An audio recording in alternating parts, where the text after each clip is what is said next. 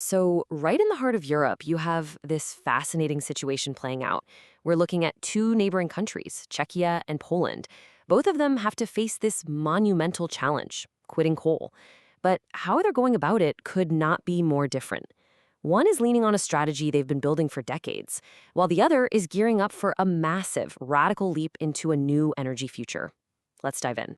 It really is one of the biggest questions of our time, right? How do you quit coal? Because it's so much more complicated than just flipping a switch. You're talking about a huge economic, technological, and, let's be honest, a deeply social puzzle. How do you dismantle an entire industry that's been the bedrock of communities for generations without leaving those people behind?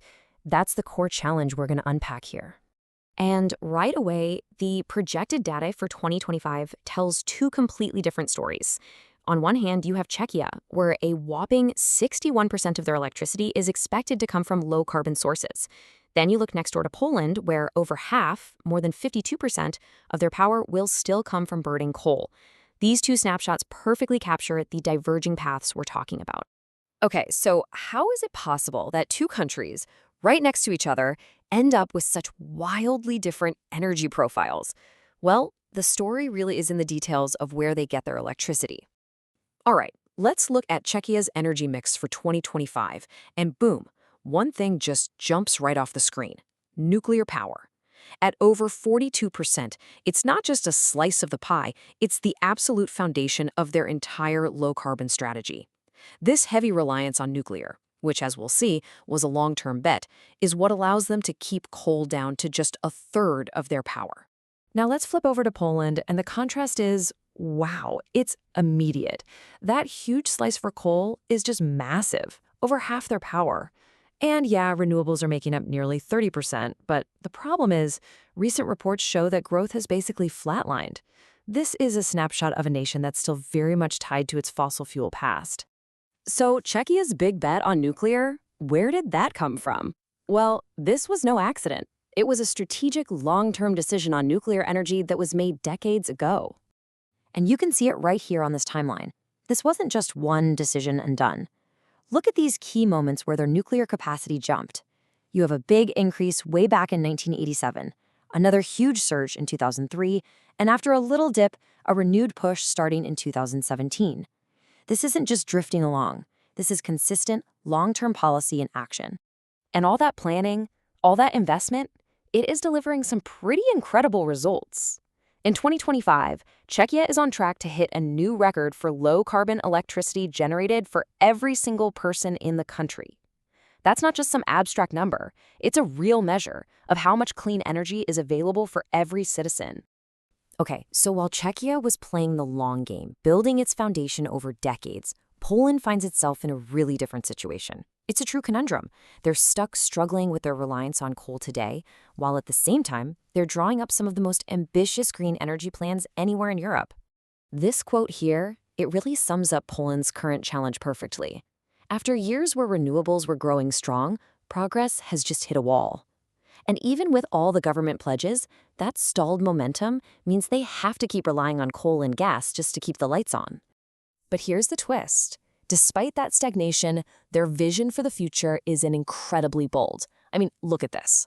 Poland is planning for a massive 18 gigawatts from offshore wind, getting its first nuclear plant online by 2036, and pushing for renewables to make up almost 70% of their energy.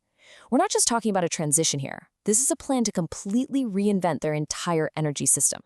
But these huge plans, with all this talk of gigawatts and percentages, they have a very, very real human cost. What happens to the communities built entirely around the coal industry that you're planning to shut down? In Poland's Wielkopolska region, this isn't some far-off problem. It's a real and urgent question right now. Because when we talk about shutting down mines and power plants, we're not just talking about infrastructure. We're talking about the livelihoods of thousands of workers. We're talking about the future of their families and their communities whose entire world is tied to this one industry. And this is where this really important idea comes in, a just transition. The concept is simple, but it's incredibly powerful. It means that as we move to a green economy, we can't just leave people behind. It's about making sure that the workers and communities who are most affected by the change get the support they need and a real path forward. So what do these workers actually want? A World Bank survey gives us some really clear answers. They really, really don't want long commutes. Their number one priority, above all else, is job security. They want new jobs where they can use the skills they've spent a lifetime building. And this is critical. It's not just the miners. It's often the workers in all the related industries who are the most vulnerable. And get this next number really puts it all into perspective. To get a worker to take a job that adds just 1 extra hour of commuting each way, you'd have to pay them 20% more, a fifth of their entire monthly salary. That just shows you how deeply rooted these communities are and how high the barrier is to just picking up and moving for work.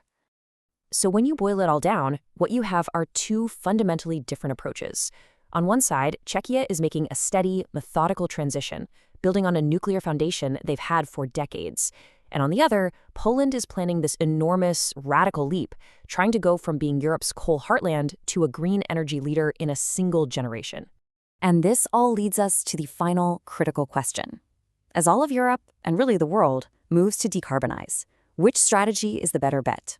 Is it the steady, predictable path that builds on what you already have? Or is it the ambitious, high-risk, high-reward leap into a brand new energy future? The choice these two nations make won't just shape their own destiny. It could define the future of energy for the entire continent.